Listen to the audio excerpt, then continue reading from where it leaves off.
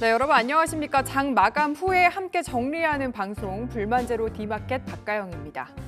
이번 주에 가장 기다리던 소비자 물가지표 CPI가 간밤에 발표가 됐습니다. 월간 상승률이 4년 1개월 만에 전월 대비 둔화를 하면서 금리 인하가 이제 단순한 기대감이 아니라 정말 눈앞에 다가왔다라는 느낌이 드는 지표였는데요. 페드워치의 9월 금리 인하 가능성은 이에 따라 86.4% 정도까지 올라간 상황입니다. 이렇게 물가 둔화세 기다려왔고 눈으로까지 확인이 됐는데 시장에서의 반응은 예상과는 조금 달랐던 것 같습니다. 간밤에 미국 빅테크 대형 기술주를 중심으로 조정이 크게 나왔죠. 테슬라가 8%, 엔비디아는 5%대, 전반적으로 M7 2%대의 하락을 보여주면서 조정을 받았고요. 오늘 우리 시장에도 그대로 영향을 줬습니다. 삼성전자, SK하이닉스에서 그동안 꾸준히 사주던 외국인이 좀 매도가 크게 나오면서 투톱이 나란히 3%대 오늘 하락 마감을 지었고요. 이에 따라 지수도 2,900을 정말 눈앞에 두고 1.19% 하락 마감을 지었습니다. 상대적으로 코스닥은 0.24% 하락해서 하락폭 자체는 조금 낮았는데요. 그래도 미장이 M7은 조정을 받으면서 그동안 좀 어려웠던 중소형주가 올라온 걸 생각하면 우리 시장에서 코스닥 하락도 조금은 아쉬운 모습이었습니다. 네, 그동안 잘 나가던 좀 반도체를 비롯한 주도주들이 이렇게 오늘 하루 조정이 나왔는데 이게 오늘장 하루에 그칠 것인지 아니면은 이제 시장 분위기 자체가 좀 바뀐 것인지 투자자분들 많이 궁금하실 것 같습니다. 저희와 함께 1시간 동안 이야기 나눠보시죠. 그리고 저희 시청자 이벤트 계속해서 오늘도 이어집니다. 저희 지금 보고 계신 화면을 찍거나 캡처를 해서 문자 메시지와 함께 보내주시면 되는데요. 샵 9083으로 응원 메시지와 함께 이 사진 보내주시면 저희가 추첨을 통해서 푸짐한 떡 선물 보내드리도록 하겠습니다. 자, 그럼 같이 출발해 보겠습니다. 불만제로 D마켓 지금 함께 하시죠.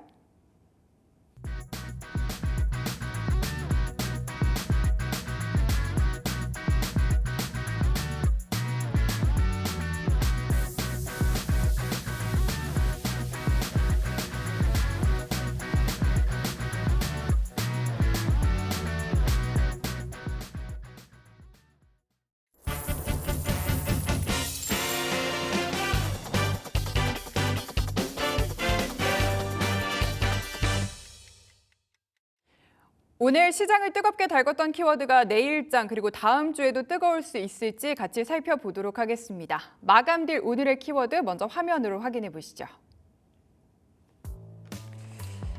오늘의 마감될 키워드는 삼성도 노린다, 제약 바이오의 제도약입니다.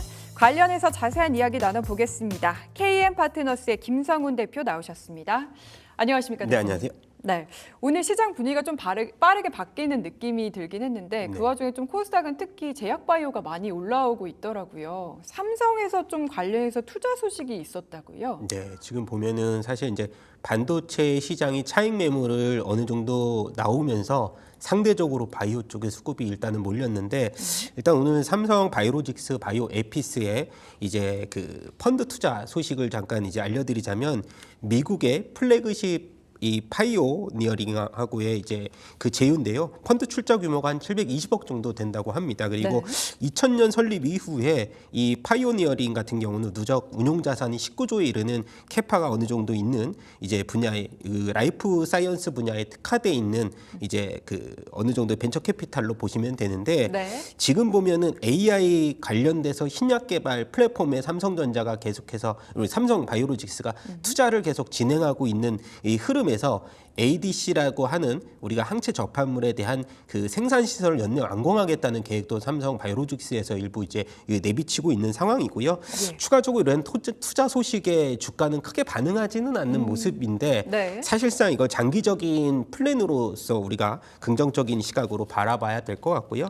가장 크게는 지금 삼성이 이제 생물보안법에 관련돼서 어느 정도의 긍정적인 흐름은 계속 이어질 수 있는데 네. 화두가 이제 우리가 의약품의 안전적인 공급망의 이 흐름이고 중국의 우시 바이오로직스의 거래 이 중지가 핵심 골자로서의 관련 반사 수익을 계속 받을 수 있다는 점을 우리가 더 이제 부각을 시켰으면 좋겠다는 바람이고요. 아까 말씀드렸듯이 이러한 이 플래그십 파이오린과의 이 투자 분야는 단기적인 흐름이 아니고 중장기적인 포텐으로서의 흐름을 한번 계속해서 저희가 팔로잉하는 것도 중요하다라는 판단입니다. 네, 투자 소식도 계속해서 관심을 갖고 또 미국에서 요 바이오 제약 관련해서 중국 쪽을 제재하는 부분도 역시 우리에게는 호재가 될 수 있다라는 부분까지 거론을 해주셨습니다. 그리고 HLB도 좀 많이들 궁금하실 것 같아요. 이게 간암 신약을 다시 뭐 이르면은 9월에서 10월 이내에는 다시 신청서를 내겠다라고 이야기가 나왔는데 오늘 왜 빠진 걸까요? 예, 일단은 제가 봤을 때는 이제 그 제어관 신청에 대해서 주가가 한동안 선반영을 일단은 해줬다는 측면으로 봤을 때 그리고 추가적으로 우리가 이제 그 9월에서 10월 서류를 제출한 이후에 6개월 안에 이제 FDA 승인이 날 거란 말이죠. 근데 이러한 주가 흐름이 과거에 우리 그 주가를 이제 회계 분석, 기술적 분석을 해보면 이미 주가가 선반영이 뭐 한 3-4차례 이상 됐기 때문에 사실 이것이 발표가 됐을 때 오히려 주가가 지지부진해질 수 있는 하나의 재료가 소멸됐다는 점을 우리가 주목해야 될 것 같고요. 뭐 아까 말씀드렸듯이 관련주들의 흐름은 동일한 이제 흐름으로 좀 봐야 될 것 같다라는 생각인데 일단 기존에 제출한 데이터가 지금 워낙 방대하기 때문에 8월 이후에 아까 말씀드렸죠 9월에서 10월 정도에 이제 그 제출을 하는 모습인데 이러한 그 딜레이가 사실은 주가에 그렇게 큰 도움이 되지는 않는다고 분석이 되고 있고요.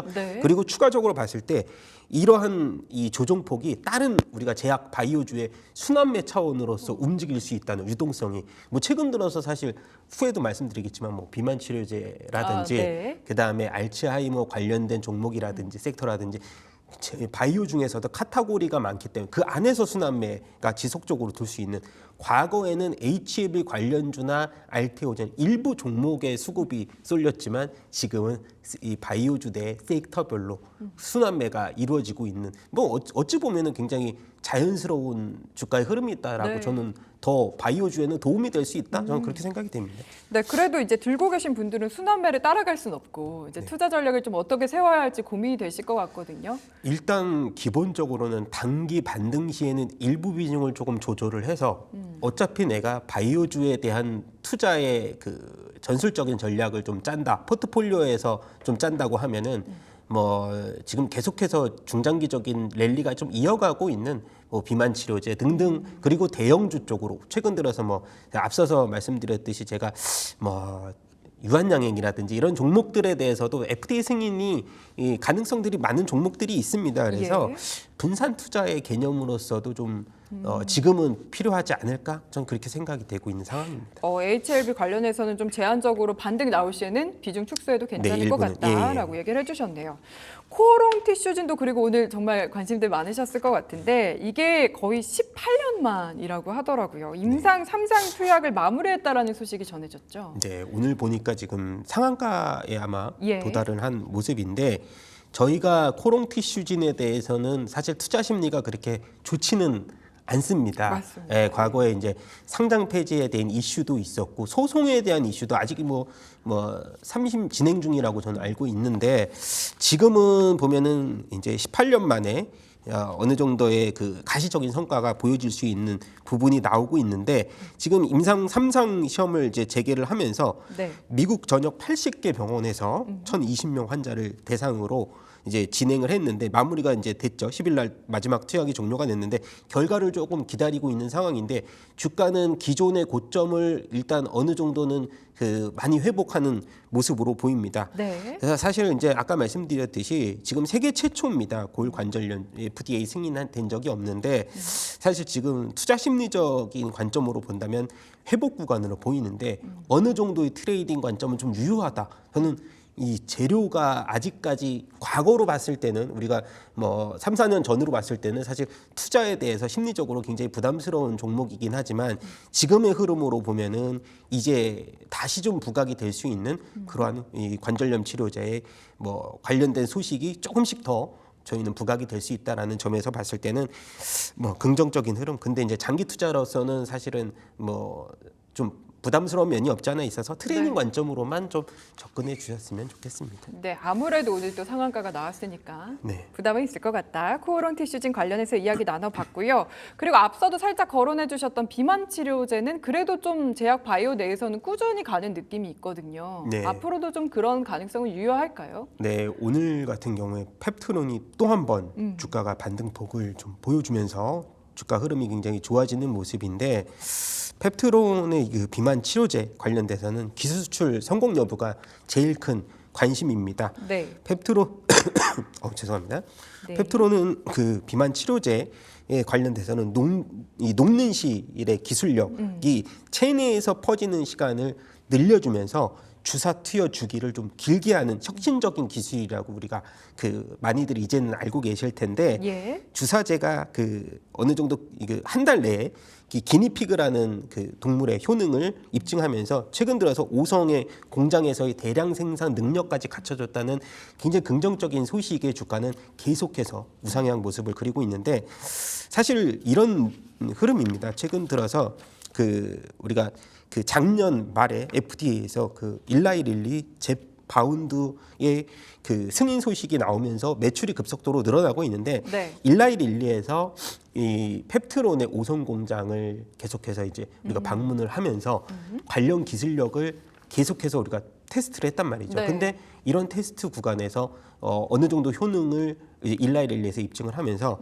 최근에 이 펩트론에 대한 기술 수출이 굉장히 임박했다는 소식이 들려왔고 그리고 제가 이제 실적으로 보면 일라이 릴리가 이 젯바운드가 이제 분기에 3조거든요 매출이. 그러면 1년으로 봤을 땐 12조입니다. 근데 펩트론이 이제 그 우리가 기술 수출료를 3%로 따졌을 때 네. 사실 OP 마진을 계산을 제가 해보니까 1,000억 정도예요. 근데 지금 펩트론 같은 경우에 시총이 한 1조를 조금 넘었기 때문에 사실 바이오 업종의 이런 신약 개발 업종 종목으로서는 만약에 뭐 향후 이제 2025년 예상이지만 퍼가 10배 수준이면은 제가 봤을 때는 뭐 굉장히 싸다. 그래서 네. 지금 주가가 좀 계속해서 반응을 하는 그런 흐름에서는 사실 이런 그 OP 마진에 대해서 우리가 밸류에이션이 지금까지도 좀 싸다라는 의견을 봤을 때는 그런가요?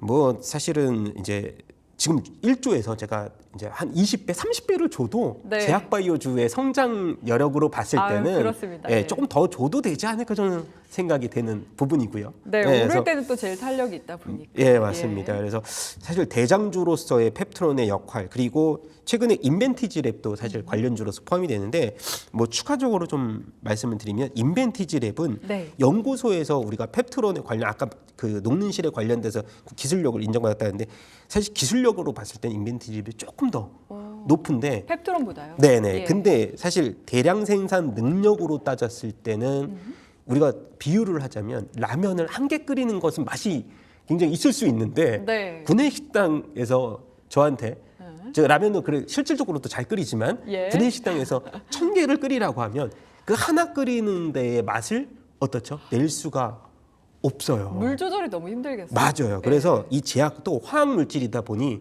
물 조절은 아니지만 그런 관련된 그 합성 비율이라든가 이런 것들이 하나 끓일 때랑 1,000개 끓일 때, 10,000개 끓일 때는 전혀 틀립니다. 그래서 네. 저는 개인적으로는 두 개를 놓고 봤을 때는 펩트론이 대장 역할을 했던 이유가 이런 이유다. 기술력뿐만이 아니고 대량 생산 체계를 또 갖췄기 때문에 네. 그리고 인벤티지로이 최근에 12물량 전환 청구권 행사도 조금씩 있는 상황이기 때문에 이런 흐름들로 봤을 때는 아까 말씀드렸듯이 비만 치료제 관련주는 워낙에 지금 비만 인구도 많고 뭐 저 같은 경우도 지금 한 10kg 정도 운동으로 뺐는데 너무 힘들어요.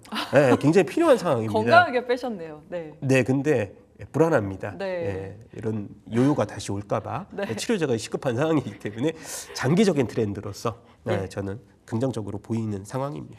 비만 치료제 관련해서 짧게 하나만 질문을 더 드릴게요. 그 최근에 노보노디스크 삭센다 특허가 만료된다라고 하면서 또 우리 기업들은 어떻게 영향 받을지도 궁금하고 비만 치료제 시장 전반적으로는 이걸 좀 어떻게 해석을 해야 될까요? 네, 일단은 노보노디스크 삭센다의 만료 때문에 지금 이러한 상황이 벌어졌고 네. 개선된 신약이 이제 뭐 위고비라든지 이런 여러 가지 신약 개발에 대한 이슈가 나왔는데 사실 이런 그 캐파가 우리가 상상할 수 없은 정도의 캐파입니다. 사실 네. 시장에서도 계속 성장성을 뭐 2027년이다, 30년이다. 이거는 사실은 어떻게 보면 평생 저희가 지고 가야 할 그런 글로벌적인 문제라고나 할까요?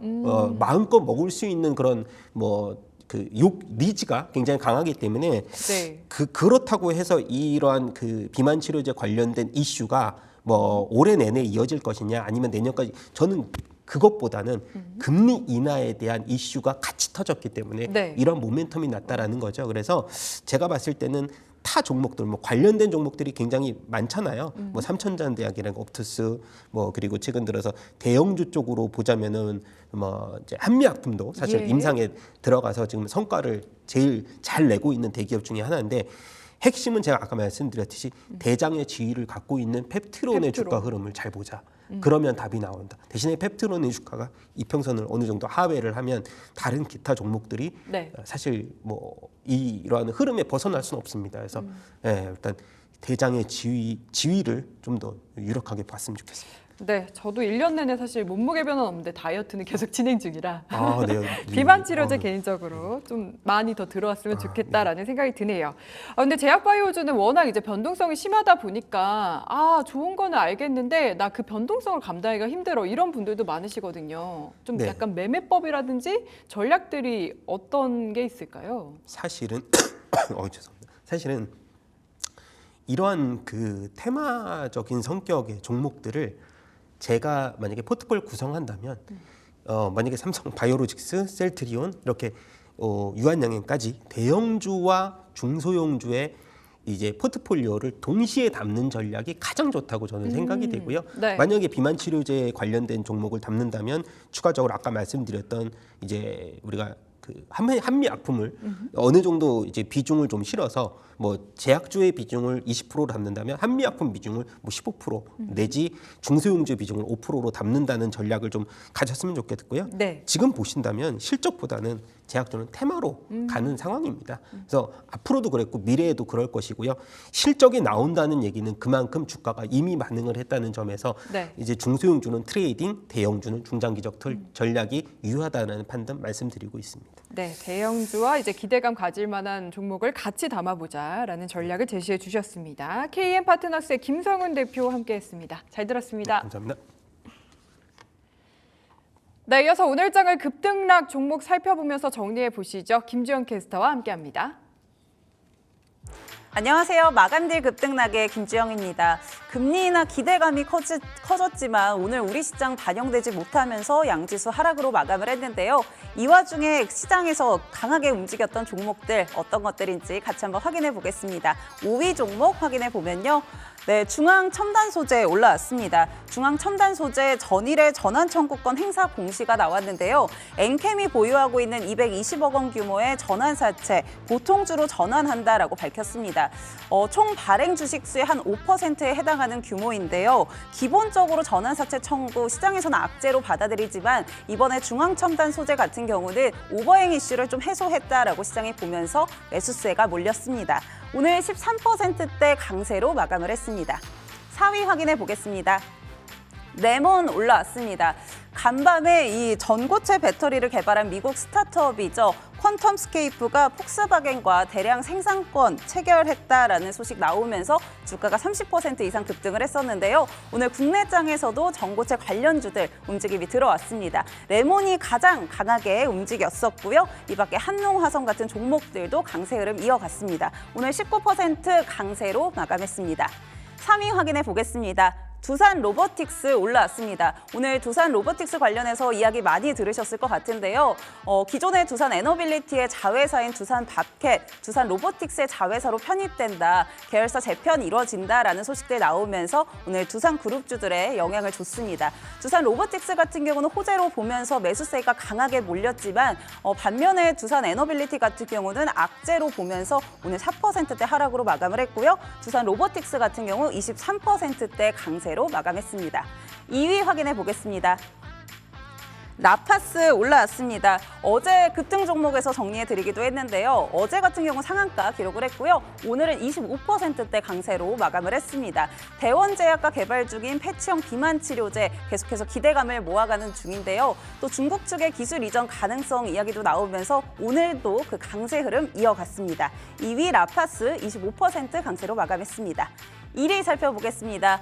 코오롱 티슈진 올라왔습니다. 기존에 미국에서 진행 중인 골관절염 세포 유전자 치료제 임상 3상 완료했다라는 소식 나오면서 오늘 강한 매수세가 들어왔는데요. 지난 2006년에 FDA 허가를 받으면서 임상 1상에 착수를 했었는데 무려 13년 만에 임상 3상을 완료했다라고 전해지면서 기대감이 몰렸습니다. 2년간의 추적 관찰 또 품목 허가를 남겨두고 있는데요. 앞으로 흐름 한번 살펴보시면 좋을 것 같고요. 또 오늘 코오롱 생명과학도 동반 상승했던 흐름 보여주고 있습니다. 코오롱 티슈진 상한가로 마감을 했습니다. 그렇다면 하락했던 종목들 어떤 것들인지 같이 살펴보겠습니다. 5위 살펴보면요. 한전산업 올라왔습니다. 체코 원전 수주 기대감 이 3거래일 연속 급등했던 한전산업인데요. 어제 차익 실현 나오는가 싶었는데 오늘 더 크게 매도세가 나오면서 7% 밀렸습니다. 전직 임직원의 업무상 횡령배임 혐의 소식 나오면서 매도세 강하게 나왔던 모습입니다. 4위 살펴보겠습니다. STX 그린로지스 올라왔습니다. 최근에 해상운임 상승한다 이런 이야기들 나오면서 강세 흐름을 보였던 종목인데요. 이번에는 해상운임 상승세 좀 둔화되면서 피크아웃 우려 나오면서 매도세 강하게 나왔던 모습입니다. 다만 증권가에서는 앞으로도 이 해운 호황 더 이어질 것이다라고 전망을 하고 있는데요. 관련해서 살펴보시면 좋을 것 같습니다. 3위 살펴보겠습니다. 워트 올라왔습니다. 어제 같은 경우는 반도체주 굉장히 호실적 반도체주의 강세 흐름을 좀 이어갔습니다. TSMC가 호실적 기록을 하면서 SK 하이닉스도 강세 흐름을 이어갔고요. 여기 HBM 관련주들도 강세 흐름을 이어갔었는데 어제 급등했던 워트, DI 같은 종목들 오늘은 매도세가 나오면서 밀렸던 모습입니다. 11%대 약세로 마감을 했습니다. 다음은 2위도 살펴보겠습니다. BBC 올라왔는데요. 이 네오크레마가 BBC의 지분 인수하면서 최대 주주가 된다라는 공시들 나왔는데 오늘 네오크레마와 동반해서 BBC 매도세 강하게 나왔던 모습입니다. 12%대 약세 보이면서 마감했습니다. 1위 살펴보겠습니다. 한중 NCS 올라왔습니다. 어제도 ESS 테마들 굉장히 강하게 움직였었는데요. 삼성 SDI의 이 미국 측 공급 계약 체결 소식과 함께 강하게 기대감을 받아갔었죠. 그렇지만 오늘 삼성 SDI 4%, 2%대 하락으로 마감을 했고요. ESS 관련주들도 잠시 주춤했던 모습입니다. 한중 NCS 13%대 약세로 마감했던 모습 확인되고 있습니다. 오늘장 움직였던 종목들 정리해드렸고요. 저희 시청자 이벤트 앞서서도 이야기해드렸었는데 계속해서 진행을 하고 있습니다. 제가 채팅창에 떡 먹으면서 불만제로 D마켓 시청하면 좋겠다라고 이야기 드렸는데요. 많은 참여 부탁드리고요. 저희 방송 마감 전까지 아직 받지 못했다면 샵 9083번으로 문자 보내주시기 바랍니다. 저는 지금까지 김주영이었습니다.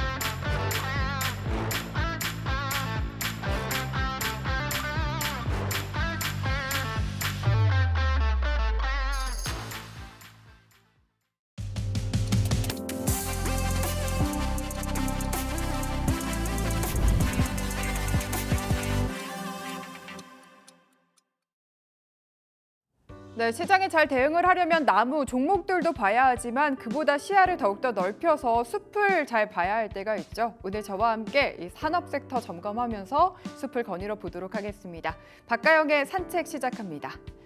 오늘은 엔터 관련해서 좀 살펴보고자 합니다. 6월에 월간 앨범 판매량이 업데이트 됐기 때문인데요. 먼저 서클 차트는 692만 장을 기록을 했습니다. 이 서클 차트는 이제 구 가온 차트를 생각을 하시면 되는데요. 미국의 빌보드나 일본의 오리콘 차트처럼 뭔가 공인된 차트가 있었으면 좋겠다라는 생각에서 이제 공식적으로 인증된 차트라고 생각을 하시면 되겠습니다. 전체적인 숫자 자체는 전년 동기 대비로도 마이너스 43% 그리고 전월 대비로도 마이너스 15% 정도로 좀 부진함을 이어갔다라고 생각을 해주시면 되겠습니다. 그래도 엔터 4사 중에는 하이브가 278만 장으로 가장 견조한 흐름 보여줬습니다. 최다 판매량을 기록을 했는데요. 그러면 하이브부터 구체적인 숫자 같이 확인해 보시죠. 먼저 뉴진스가 일본의 더블 싱글 데뷔 앨범을 발표를 했습니다. 이게 102만 장을 돌파를 했거든요. 그러면서 이제 자체적으로 5번째 밀리언셀러를 달성했다라는 소식이 전해졌고요. 세븐틴에서는 3번째 유닛 그룹입니다. 정한, 원우. 팬들 사이에서는 원정대라는 별칭으로 또 불린다고 하더라고요. 정한 원우의 싱글 1집이 역시 85만 장 호조세를 보였고요. 데뷔한 지 반년 정도밖에 되지 않은 정말 따끈따끈한 신인 그룹입니다. 투어스의 미니 2집이 55만 장으로 하프 밀리언셀러를 기록했는데 1집 역시 비슷한 정도로 팔렸다고 하더라고요. 그래서 투어스가 좀 눈에 띄는 모습이었습니다. 이렇게 월간 판매량은 278만 장을 달성을 한 모습이었습니다. 다음으로 SM 살펴보겠습니다. SM이 그 다음으로 성적이 좋았습니다. 235만 장을 달성을 했는데 신보가 대거 발매가 됐고요. 역시 신인들의 활약이 두드러졌습니다. 라이즈도 작년 9월쯤에 데뷔한 그룹인데 미니 1집이 127만 장, 무려 밀리언셀러를 달성을 했고요. 다음으로 에스파의 정규 1집이 나온 지 조금 됐는데도 6월에도 역시 31만 장의 판매 호조세를 이어갔습니다. JYP는 월간 판매량이 49만 장으로 굉장히 부진한 모습이었는데 신간 앨범이 좀 없었기 때문입니다. 트와이스 나연의 미니 2집 정도만 눈에 띄면서 45만 장, 구보까지 해서 49만 장 정도의 매출이었고요. YG는 계속해서 좀 부진한 모습이죠. 7만 장 중에 베이비몬스터의 미니 1집이 4만 장 정도 기록을 했고 그 외에는 블랙핑크의 구보가 4만 장 정도 성적을 기록을 했다고 합니다. 다음으로 6월 한터 차트도 같이 좀 살펴보도록 하겠습니다. 한터 차트는 이제 실시간으로 앨범 판매량이 집계가 되다 보니까 주로 초동 물량을 집계를 하는데 많은 도움을 받고 있는 차트라고 보시면 되는데요. 앞서서도 이야기가 나왔던 그룹들이 좀 많이 눈에 띄시죠. 여기 SM의 라이즈의 미니 1집이 127만 장 한터 차트에서도 집계가 됐고요. NCT 위시의 싱글 2집 54만 장, 그리고 하이브의 투어스 계속해서 잘 나가는 모습입니다. 한터 차트에서는 51만 장, 그리고 트와이스 나연의 미니 2집이 38만 장을 기록을 했는데 트와이스 나연 같은 경우에는 6월 29일자로 미국 빌보드 200 차트의 탑 7위로 진입을 했다라는 소식도 있었습니다. 미니 1집도 탑 10 안에 들어갔는데 2번 연속으로 이렇게 진입을 하면서 좀 10년 오래된 그룹의 저력을 보여줬다라고 생각을 할 수 있겠습니다. 이렇게 그럼 6월 판매량 데이터 포함해서 2분기 판매량도 같이 살펴보도록 할까요? 역시나 보이그룹이 BTS 완전체 정도를 제외하고 총 출동한 하이브가 가장 호조세를 보였습니다. 역시 전년 동기로는 부진했지만 1164만 장, 비교가 안 될 정도로 많이 팔렸고 JYP 엔터는 역시나 나연의 미니 앨범 정도만 있으면서 전년 동기로 많이 줄어든 모습이죠. 79만 장. SM이 엔터 4사 중에서는 유일하게 전년 동기 대비 두 자릿수의 성장을 보여줬습니다. 12.8% 플러스 417만 장, 그리고 YG 엔터테인먼트는 67만 장 기록을 해줬네요.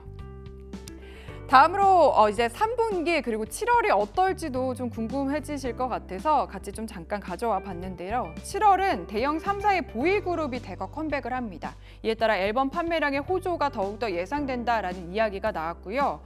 하이브 같은 경우에는 지금 월드 투어를 잘 안 보이실 것 같은데 이제 월드 투어를 이제 곧 종료하는 엔하이픈이 정규 2집으로 컴백을 한다고 하고요. 그리고 지금 군 복무 중인 BTS의 지민이 미니 2집으로 역시나 컴백을 한다라는 이야기가 있었습니다. JYP 엔터는 스트레이키즈에 좀 관심들이 있는 것 같습니다. 스트레이키즈가 작년에 4세대 보이 그룹 중에서는 최초로 일본의 4대 돔 투어를 성공적으로 마쳤다라는 소식이 있어서 좀 팬의 확장이 나왔을 것이다라는 기대감들이 있거든요. 이게 실제로 숫자로 확인될 수 있을지 같이 보시면 좋을 것 같고요. SM 같은 경우에는 역시 NCT 127이 거의 8개월여 만에 역시 돌아온다는 점 같이 확인해 보시면 좋을 것 같습니다. 이렇게 7월 3분기 기대감까지 엔터주 같이 짚어봤고요. 박가영의 산책 마쳐보도록 하겠습니다. 네, 이어서 현재 시간의 단일가 매매에서 투자자들은 어떤 종목에 또 관심 가지고 있을지 함께 살펴보도록 하겠습니다. 오늘은 레몬 리서치의 김민수 대표 나오셨습니다. 대표님 안녕하십니까? 안녕하십니까? 네, 오늘도 또 시간의 단일가 거래가 금요일장에서 출발을 했는데 어떤 분위기 지금 보이고 있을까요? 네, 금요일 날 분위기 그냥 시장 분위기 따라서 그렇게 뭐 썩 좋지는 못합니다. 그래도 좀 본장에서 좀 강하지 못했던 약간 좀 주춤했던 종목들 다시 한번 고개를 들려고 하고 있고요. 그쪽에서 아직도 지금 이제 막 시작했던 2번 정도밖에 거래가 안 됐기 때문에 변화들은 이어가고 있는데 그래도 예상치 전량 기준으로는 오랜만에 갤럭시와 관련된 종목들 눈에 띄고요. 그리고 또 비만 치료제 관련된 종목들 눈에 띄면서 그리고 또 네오셈 같은 또 CXL 관련된 쪽이죠. 이쪽도 눈에 띄고 그런 정도로 보여지고 있습니다. 네, 네오셈 그리고 엑시콘도 조금 하단이긴 하지만 역시 같이 올라와 있는 걸 조금 전에 확인을 했었는데 네, 잘하셨네요. 예. 네, 이런 CXL 관련주들도 조금 쉬는 듯한 느낌이 있었거든요. 어떻게 보고 계신지 궁금합니다. 네, 근데 이쪽이 좀 그랬습니다. 최근 들어서 주가 탄력들이 한번 또 부각 받게 되면은 저희는 부각 받을 때 막 살려고 그러죠. 근데 그런 게 아니라 조금 기다리면은 이제 또 다시 좀 처지는 모습들 나오면서 요즘에 또 시장에 맞는 종목이 나와야 또 강하지 않습니까? 그런 분위기가 좀 이어지는 것 같은데 일단 지금 분위기상으로는 한번 이제 거의 조정을 마칠 무렵쯤이 됐었거든요. 그런 쪽에서 거의 거래 없이 그래도 밑에서 달리는 모습들이 나왔다. 그러면은 시간에서 그걸 확인을 하고 한번 또 플레이가 좀 들어온다고 봐야 될 것 같습니다. 그러면은 중요한 이제 14,000원대 안쪽까지 갭이 나온 부분들을 확보하면서 레벨업을 시도하는 과정들이 나온다라고 하게 되면 가장 좋은 모습들이 나오지 않을까라고 바라보고 있고요. 이쪽 부분을 거의 확인했기 때문에 그 다음부터 월요일날 같은 경우 14,000원대 안착해서 다음으로 달리기 시작하게 되면 조정 마무리 이런 쪽으로 관점으로 나올 수도 있는데 반대로 14,000원대 시도했는데 묵직하게 나온다. 그러면 여전히 아직 조정이 끝나지 않았구나 라는 쪽으로 바라볼 수가 있기 때문에 지금 나오는 쪽에서는 월요일날까지 동향들 좀 체크를 해야 될 것 같고요. 아직까지 오늘 시간의 분위기 쪽으로 지금 좀 강한 걸 가지고 뭐라고 얘기하기는 조금 좀 어렵다 이렇게 봐야 될 것 같습니다. 네, 좀 차트적으로 분석을 해주셨고, 근데 사실 오늘 이제 단기적인 조정에 그칠지 않을지는 모르겠지만 삼성전자가 좀 크게 조정이 나왔거든요. 네. 그래도 이게 CXL 장비 관련해서는 기대감을 계속해서 가져가도 괜찮을까요? 네, 삼성전자 주가와는 상관이 없죠. 근데 일단 지금 삼성전자가 뭐라도 좀 잘해야 될 텐데라는 분위기인데 그렇게 이제 지금 HBM 쪽이 좀 답답하니까 그에 따라서 다른 쪽으로 좀 돌파해 보겠다라는 쪽으로 CX를 데리고 와서 뭔가 해보려고 하는 그런 상황들이죠. 그렇죠. 성과가 좀 나와야 되겠죠. 근데 그게 아직까지는 좀 기대감이 좀 크다고 봐야 될 것 같고 제일 중요한 거는 이런 쪽들은 삼성전자가 아무리 뭐 이쁘게 잘 차려놔봐야 와가지고 손님이 와서 그걸 나 이거 사겠어요 하고 딱 해야 되겠죠. 그래야죠. 그런 분위기가 확인될 때까지 그래서 누구 어디에 수주했다. 그래서 이제 공급한다라는 얘기가 확인이 될 때까지는 아마 지금은 이제 기대감으로 왔다 갔다 하는 정도이기 때문에 근데 나오게 되면 새로운 또 메모리 업체 쪽에서의 어떤 연결 통로가 나올 수가 있기 때문에 그런 거는 좀 지켜보셔야 될 것 같습니다. 네. 그리고 조금 전에 이제 비만 관련주도 좀 눈에 띈다라고 하셨거든요. 저희 한 종목 택해서 좀 더 구체적으로 살펴볼까요? 네, 가장 눈에 띄는 종목 중에 하나가 가장 그래도 많이 오는 게 낫겠죠? 1%도 많이 오는 종목. 대봉 LS가 눈에 띄는 것 같습니다. 지금 주가는 본장에서 한번 레벨업 시도하고 왔다 갔다 하면서 아직 그 박스권은 지켜놓고 그러니까 12,000원대 중반대 지키고 14,000원대 초반대는 저항받고 하는 모습들 쪽에서 지금 시간 외로 이를 돌파하려는 모습들이 좀 나오지 않나라는 쪽에서 눈길이 가고 있는데 물론 본장에서 한 4% 정도 하락한 여파를 끌어올렸기 때문에 아직 살아있어 라는 기대감 때문에 움직인다고 하더라도 이 부분을 좀 안착해야 될 것 같아요. 그 14,000원대 초반대가 안착하는 모습들이 그러니까 지금 요즘 보면은 시간에 들어가기 전에 좀 꼬리는 닿는데 거래가 많이 없던 종목들이 이게 거래가 활성화되기 시작하면서 요거는 차트 이뻐 보이네라고 나오는 흐름들이 좀 많거든요. 네. 그런 쪽에서 하나의 대봉 LS가 그런 관점으로 나온다라고 하게 되면 일단은 시간외로 여기를 바짝 붙여놓어서 끝난다고 하더라도 월요일 날이 또 중요하겠죠. 예. 좀 연결시켜서 그 정도 14,000원대 위에서 연결하고 그대로 거래가 늘어나야 됩니다. 지금은 늘어나고 위쪽으로 턴하는 게 강화되게 되면 아이고 이제 단기 조정, 박스권 조정 끝 위쪽 이렇게 바라볼 텐데 네. 그게 아니라면 그러니까 모든 케이스가 다 있죠. 그래서 그게 아니라고 하게 되면 또 위에서 박스권 못 뚫고 내려오는 경우가 있기 때문에 지금 시간에만 가지고 아니면 또 시간의 물량만 가지고는 판단하기는 좀 어렵긴 한데 거래는 꽤 붙습니다. 지금 한 20만 주 넘게 예상 체결이 나오고 있네요. 네. 그렇기 때문에 분위기 나쁘진 않다 이렇게 정리해야 될 것 같습니다. 네. 그리고 또 이제 한전산업, 우리기술 비롯해서 원전 관련주들도 계속해서 또 시간의 거래에서 보습이 보이고 있습니다. 네, 그렇습니다. 이쪽도 잘 안 쓰러집니다. 네. 거의 계속 일어나려고 하는 분위기. 그렇죠. 한전산업 같은 경우도 워낙 강했었죠. 그리고 또 오늘 약간 이제 그동안의 주도주라고 하는 두산 에너빌리티가 네. 시장에서 두산그룹주의 여러 가지 재편 때문에 좀 묵직했다가 그래도 낙폭을 많이 줄였죠. 그런 관점 쪽에서 한전산업도 눈치 보기가 들어오다가 지금 같은 경우 시간외로서도 지금 현재 한 3%대 상승 쪽으로 가닥을 잡고 있는데요. 네. 그렇게 되면은 아직 원전 안 끝났어. 7월 17일 날 체코 원전 가 봐야 되겠어. 이런 분위기죠. 근데 나오게 되면 다시 한번 탄력을 받을 수가 있기 때문에 기대감과 관련된 쪽은 아직 무너지지 않았다라고 봐야 될 것 같고요. 3% 정도면은 아마 요 정도 라인들 그러니까 15,000원대 요 갭이 나왔던 부분들이 좀 큰데 네. 그 15,000원대 요 안쪽에서 자리를 잡을 것 같고요. 근데 지금은 지지를 잘했다고 볼 수가 있기 때문에 아마 이 정도에서 크게 이탈하지 않는다 그러면 다음 자리를 향해서 갈 가능성이 높다라는 쪽에서 거래도 나쁘지 않습니다. 그렇게 되면은 기대가 끝나지 않은 섹터 네. 그렇게 봐야 될 것 같습니다. 네, 다음 주가 또 중요한 분기점이지 않을까라는 네. 생각도 들고요. 지금 시간이 30분 54초 지나가면서 네. 다시 한번 좀 시간 돌았습니다. 네. 어떤 종목들이 눈에 띄고 있을까요? 네, 돌았으니까 다시 체크해봐라. 네. 그렇습니다. 요 종목들 눈에 띕니다. 지금 강하게 또 들어오는 쪽에서 갤럭시 ISM, 갤럭시 모니터리 이쪽이 다 시간외로 거의 상한가 비슷하게 들어가기 시작하네요. 예. 네, 그래서 이쪽이 무슨 일인가라고 봤더니 거의 뭐 호가는 아직 남아 있습니다. 상한가 문은 안 닫았는데 무슨 가상화폐 쪽에 대한 가격 변할까라고 봤더니 그게 아니라 효성 쪽에서 형제난 관련된 쪽에서 그 조현준 그 회장님과의 이런 여러 가지 관계들 그것 때문에 약간 부각받는 게 아닐까라는 생각이 들고 있는데 이게 메타버스 관련해서 좀 연장돼서 움직이는 건 없을까요? 그런 쪽보다 이게 여러 가지가 다 되거든요. 이 회사는 네. 특히 가상화폐 쪽도 되고 메타버스 쪽도 되고 거기다가 효성그룹 쪽에서 또 직접 지분을 갖고 있기 때문에 그런 쪽도 되는데 제가 보기에는 가상화폐의 지금 동향이나 그쪽은 아직은 아닌 것 같고요. 네. 오히려 두 종목이 다 부각을 그렇게 받는다라고 하게 되면 그리고 나머지 종목들이 없어요. 메타버스 관련된 종목들이 없습니다. 예. 그거 보니까 그쪽이 아닐까라고 좀 추정을 하는 상황이죠.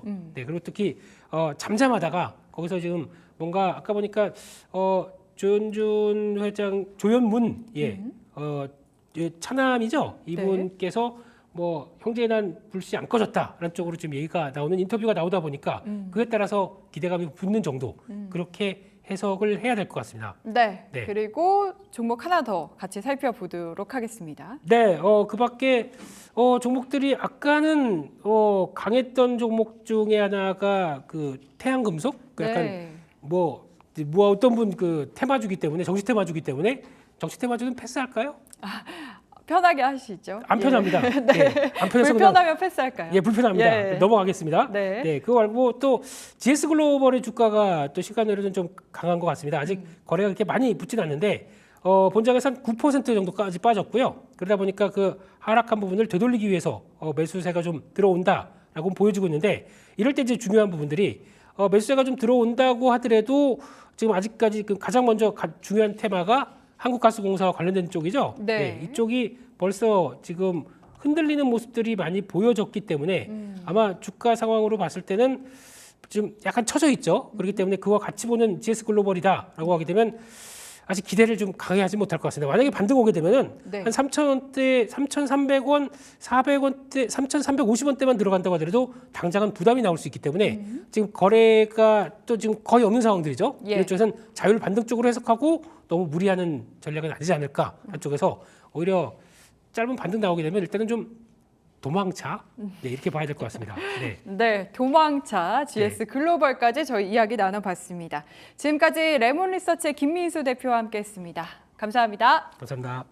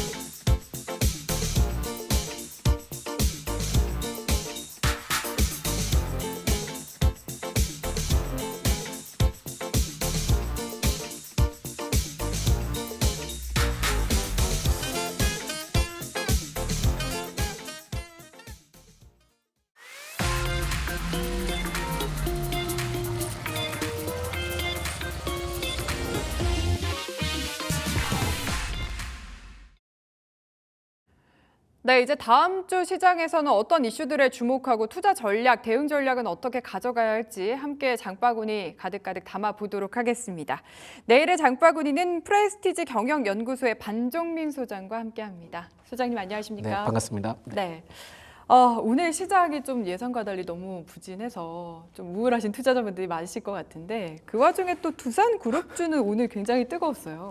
예, 이게 지금 이슈가 쉽게 끝날 것 같진 않아서 좀 가져와 봤고요. 이게 아마 다음 주에도 계속 좀 이어질 수 있기 때문에 체크를 해보실 필요는 있을 것 같습니다. 그래서 먼저 이제 두산그룹주에 대해서는 구조 개편을 좀 앞으로 주목을 해보셔야 되는데 두산 바켓이 두산 에너빌리티 티서 인적 분할 후에 두산 로보틱스와 좀 합병을 합니다. 그래서 여기에 따른 내용들은 오늘 굉장히 좀 많이 좀 부각을 받았을 건데 그렇게 되면 이제 클린 에너지 부분은 그 두산 에너빌리티와 그 두산 퓨어셀이 이제 주축이 된다라고 보시면 될 것 같고 스마트 머신 쪽에 대해서는 이제 두산 바켓과 두산 로보틱스가 좀 결합을 합니다. 그러면서 두산 바켓은 결국은 이제 두산 로보틱스의 완전 자회사가 되거든요. 예. 그렇다 보니까 여기에 그 구조를 좀 살펴봤을 때는 두산 에너빌리티 쪽에 대해서는 당연히 좀 아쉬울 수밖에 없는 주가 흐름이다라는 좀 말씀드릴 수 있을 것 같고 오히려 두산 로보틱스의 경우에는 재무적인 구조를 따졌을 때 두산 바켓을 좀 끌고 오다 보니까 연결 기준의 그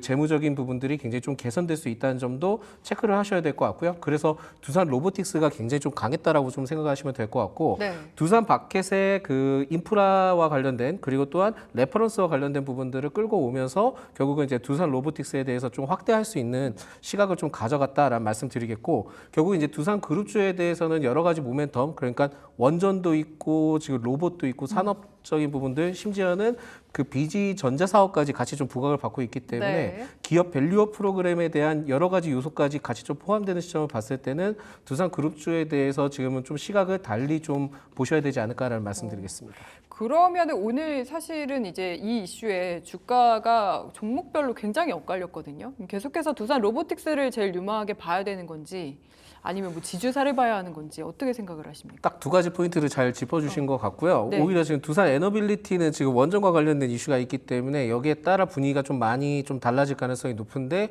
오히려 로보틱스의 경우에는 재무적으로 좀 아쉬웠던 부분들이 있습니다. 근데 이 밥켓을 만약에 끌고 오게 된다 하면은 두산 밥켓을 끌고 오게 된다 한다면 오히려 재무적으로 좀 약간 그 두산 로보틱스의 그 좋지 않았던 부분들에 대해서 좀 블라인드 처리되고 그 실적에 대한 부분들이 좀 가시화될 수 있거든요. 네. 그러다 보니까 두산 로보틱스의 경우에는 주가 상승할 수 있는 주가 상승할 수 있는 여력이 좀 더 남아 있다 보시면 될 것 같고요.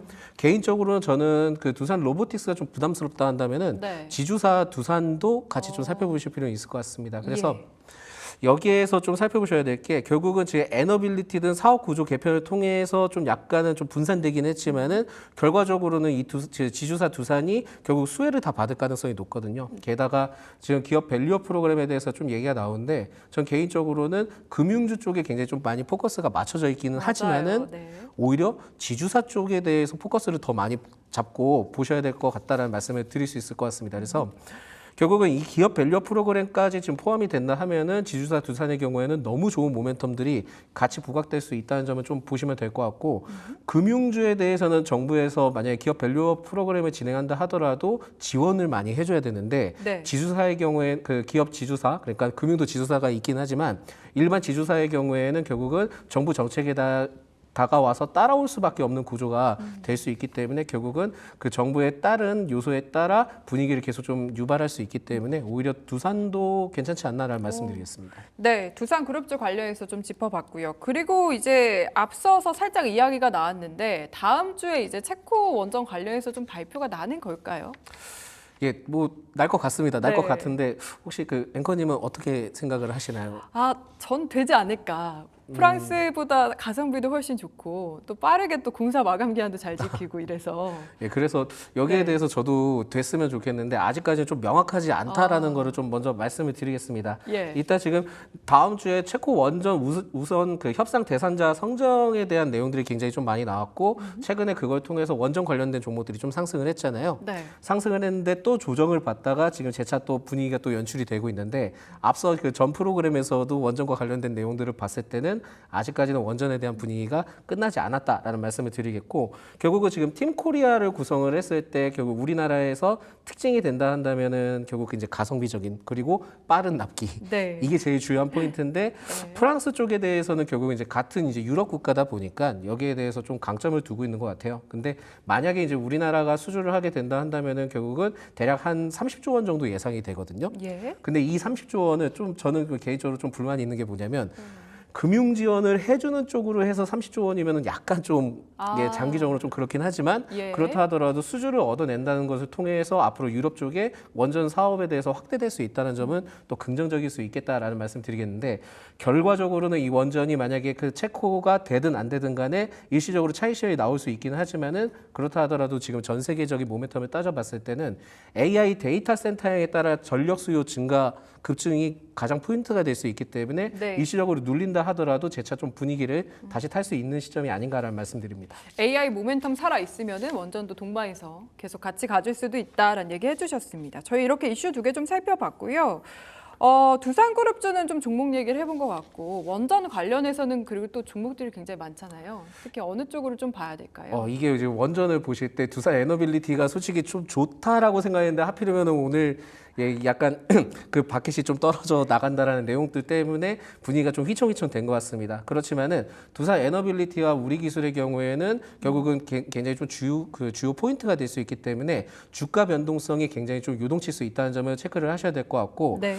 결국은 그 우리 기술 쪽을 저는 좀 체크를 해봐야 되지 않을까 보고 있는데요. 결국 제 우리 기술의 경우에는 좀 트레이딩 관점으로 생각을 하셔야 될 것 같고 지금도 좀 유효하다라는 말씀 드릴 수 있을 것 같고요. 원전주 전반적으로 저는 나쁘진 않다라고 좀 생각이 들긴 하지만 그렇다 하더라도 최근에 이제 저는 굉장히 좀 주목을 했던 BHI의 경우에는 그 계약 정정 공시가 좀 나왔던 것 때문에 네. 분위기가 좀 좋지 못했던 뭐 그런 건 있기는 하지만 예. 결국은 이제 발표 전에는 계속 좀 주가에 대한 기대감이 좀 상당하다 그래서 트레이딩 관점으로 유효하긴 한데 수주 만약에 이게 정확하게 17일 현지 시간에 발표될지 명확하게 모르겠습니다만 그 발표 전에 만약에 주가가 크게 상승을 한다 하면은 일단 좀 차익 실현을 통해서 매도 전략이 좀 필요하지 않나. 네. 이게 왜 그러냐면은요. 개인적으로는 저는 원전이 이번에 좀 됐으면 하길 바라지만은 이게 좀 포인트가 걸릴 것 같습니다. 그러니까 지난달 4일인데 EUR 협회라고 있거든요. 네. EUR 협회라고 있는데 이 EUR이 뭐냐면은 유럽 원전 사업자 그 협회라고 좀 볼 수 있는데 네. 한수원에서 옵저버 회원가입 인증서를 최종 발급을 했다 합니다. 그렇게 되면은 유럽 쪽에 좀 활성화를 시킬 수 있는데 왜 하필이면은 지난달 4월 4일 때 이거를 발급을 받았는지 가능성이 있어서 발급을 받은 건지 아니면은 이게 뭔가 걸려서 발급을 받은 건지는 정확하게 알 수는 없다. 그렇군요. 그래서 여기에 대해서 저는 좀 생각을 해봤을 때 최근에 이제 윤 대통령께서 카자흐스탄이든 우즈베키스탄이든 지금 뭐 순방을 하면서 두산 에너빌리티를 같이 이제 좀 끌고라고 얘기하면 같이 동반해서, 동반했거든요. 근데 이게 지금 그 이전에 이게 지금 EUR 협회에 대해서 회원가입을 좀 받았기 때문에 예. 여기에 대해서는 약간은 긍정과 부정이 좀 같이 교차한다라고 저는 개인적으로 생각이 듭니다. 네. 그래서 일단은 우리는 된다라는 가정하에 좀 생각을 해볼 수는 있겠지만은 안 될 가능성도 좀 열어뒀을 때는 결국은 주가 포인트는 수주 발표 전에는 크게 상승한다면은 일단 먼저 차익 실현을 하는 게 중요하지 않을까라는 말씀을 드리겠습니다. 그래도 사실 뭐 체코 이후에 뭐 폴란드 기대감도 있고 앞서서 뭐 유럽으로 좀 확장할 수 있는 얘기도 해주셨잖아요. 근데 장기적으로는 그러면 오히려 보유하지 않은 분들은 접근해보는 전략도 괜찮을까요? 일단 이게 좀 그 체코에 대해서 워낙 큰 이벤트가 앞에 나와 있기 때문에 이거 끝나고 다시 생각을 해도 늦진 않을 것 같습니다. 그래서 일단 발표 나고. 예, 발표 나고 난 다음에 어떤 그 증시에 어떤 반응을 일으킬지 그 다음에 이제 판단을 해도 늦지 않기 때문에 원전 쪽에 대해서는 계속 좀 꾸준히 관심을 가져보되 이번에 체코에 대해서는 일단 확인을 먼저 하자라는 말씀을 드리겠습니다. 네, 두산 에너빌리티 우리 기술 짚어주셨는데 그러면 이제 가장 유망한 한 종목을 좀 짚어서 가격 전략까지 같이 들어볼까요? 예, 저는 원래 아까도 말씀드렸지만 네. 두산 에너빌리티 오늘 이 이슈가 아니었으면 가져왔을 텐데요. 원래는 두산 에너빌리티였는데. 예, 워낙 이제 그 주목도가 많으니까 그래서 두산 에너빌리티를 갖고 오고 싶었는데 지금 트레이딩 관점으로만 따졌을 때는 우리 기술이 좀 더 낫지 않나라고 좀 말씀드릴 수 있을 것 같습니다. 그래서 네. 우리 기술은 제어 계측 전문 업체이긴 한데 결국 원자력 사업 부분에 대해서 감시와 경보 그리고 제어 시스템을 100% 자체 기술로 좀 개발을 해서 공급을 하고 있다라는 말씀 드리겠고요. 특히 이제 계측 제어 설비에 대해서는 MMIS라고 하는데 이게 지금 국산화에 성공해서 세계 4번째로 원전 핵심 기술을 좀 보유를 하고 있다 합니다. 그래서 여기에 따른 모멘텀을 봤을 때는 충분히 기대감이 좀 상당하다라는 말씀을 드릴 수 있을 것 같고 개인적으로는 이게 차트로서만 말씀드리긴 좀 그런 게 뭐냐면 네. 지난 11일 때 국내 3호 전환사채 전환 공시가 좀 나왔습니다. 근데 이게 전환가액을 살펴보니까 1,370원이거든요. 네. 근데 현재 주가가 2,875원이라고 한다면은 지금은 일부 좀 크게 상승한다면은 엑시트가 좀 나올 수 있다는 점도 체크를 하셔야 되기 때문에 예. 결국은 일반적으로 다음 주 때 크게 상승한다면 그때는 좀 매도 전략이 필요하다라는 말씀을 드리겠고 결국은 지금 차트로 봤을 때도 기하급수적으로 좀 급등을 하고 있기는 하지만은 네. 기관의 순매수세나 외국인의 순매수세를 봤을 때 아직까지 좀 더 상승 여력은 있기 때문에 오히려 지금은 좀 접근을 해보실 필요가 있지 않을까라는 말씀드리는데요. 그런데 매수가는 2,800원 이하로 좀 잡기는 했는데 예. 적은 비중이라면은 다음 주 때 만약에 시초의 갭이 크게 상승하지 않는다면은 접근이 좀 가능할 것 같고 예. 목표가는 3,100원 정도 좀 지정을 했고요. 손절가는 2,620원 이탈을 하게 되면 좀 길어질 수 있기 때문에 이 점을 좀 참고를 하시면 좋을 것 같습니다. 네, 단기 트레이딩 관점에서는 우리 기술 가장 유망하게 봐보자라는 얘기 해주셨습니다. 가격 전략까지 들어봤고요. 프레스티지 경영연구소의 반정민 소장이었습니다. 말씀 감사합니다. 안녕하세요. 장바구니 일정의 김주영입니다. 시장에서 주목해볼 일정들 정리해드리는 시간이죠. 어떤 것들인지 같이 한번 확인해 보겠습니다. 첫 번째 일정 확인해 보면요. 12일 브로드컴의 액면 분할이 예정이 되어 있습니다. 간밤 그러니까 11일까지 이 브로드컴의 주식을 보유한 주주분들 기존 한 주당 9주가 추가로 상장이 되는데요. 이 10대 액면 분할 좀 진행이 됐는데 앞서 지난달에 브로드컴이 액면 분할 진행한다라고 이야기 나오면서 주가 흐름 계속해서 상승 탄력을 받아가기도 했었습니다. 그리고 또 이 로젠블랙 같은 경우 브로드컴에 대해서 1,650달러에서 2,400달러로 목표 주가를 상향 조정하기도 했는데요. 계속해서 기대감이 더해지는 브로드컴 액면 분할 관련해서 한번 챙겨보시면 좋을 것 같습니다. 두 번째 일정 확인해 보겠습니다. 어닝 시즌 계속해서 실적 발표하는 기업들 알려드리고 있는데요. 15일에는 골드만삭스 그리고 블랙록의 실적 발표가 예정이 되어 있습니다. 오늘 이제 발표하는 기업 같은 경우는 JP모건 체이스 그리고 시티그룹 이렇게 금융주들이 해당이 되는데요. 오늘 결과와 함께 이 부분까지 챙겨보시면 도움될 것 같습니다. 세 번째 일정도 열어보겠습니다. 다음 주 월요일 일본 증시는 하루 쉬어갑니다. 일본 증시 최근에 계속해서 연일 사상 최고치를 경신을 하고 있고요. 무려 30% 상승했다라고 이야기도 나오고 있는데요. CPI 발표 이후에 간밤에 엔고 현상을 좀 보이기도 했습니다. 정부가 개입했다 이런 이야기들도 나오고 있는데 오늘 니케이 지수는 약세로 마감을 했고요. 월요일 잠시 쉬어간 뒤에 화요일에는 어떤 흐름 살펴나갈지 챙겨보시면 좋을 것 같습니다. 네 번째 일정도 확인해 보겠습니다. 15일 월요일 코스닥에는 엑셀 세라퓨틱스가 신규 상장을 합니다. 세포 배양 배지 기업인데요. 공모가 같은 경우는 공모 희망 밴드 상단을 좀 초과를 해서 10,000원으로 확정이 됐습니다. 이 사측에서는 3년 내에 매출 100억 원 또 영업이익 흑자 전환 목표로 좀 예고를 한 상태인데 다만 시장에서는 계속해서 적자를 기록했기 때문에 이 부분에 대해서는 우려 있는 시선도 존재를 하고 있습니다. 또 최근에 IPO 상승 탄력 약해졌다라는 이야기들이 있는 만큼 보수적으로 접근할 필요는 있을 것 같습니다. 4가지 일정 정리해 드렸고요. 저희 시청자 이벤트 아직까지 진행하고 있는데요. 저희 방송 끝날 때까지 계속 진행하고 있으니까요. 아직 떡 선물 세트 못 받으신 분들 많은 참여 부탁드립니다. 저는 지금까지 김주영이었습니다. 네, 금요일장의 분위기가 좋지 않아서 투자자분들 좀 기분이 어떠실지 궁금한데요. 일단은 주말에 푹 쉬고 저희 다음 주 월요일부터 다시 또 대응 전략 자체 잘 세워보도록 하겠습니다. 금요일 마지막 장까지 함께해 주셔서 감사드리고요. 주말 잘 보내고 다음 주에 만나도록 하겠습니다. 불만제로 디마켓 여기서 마치겠습니다. 감사합니다.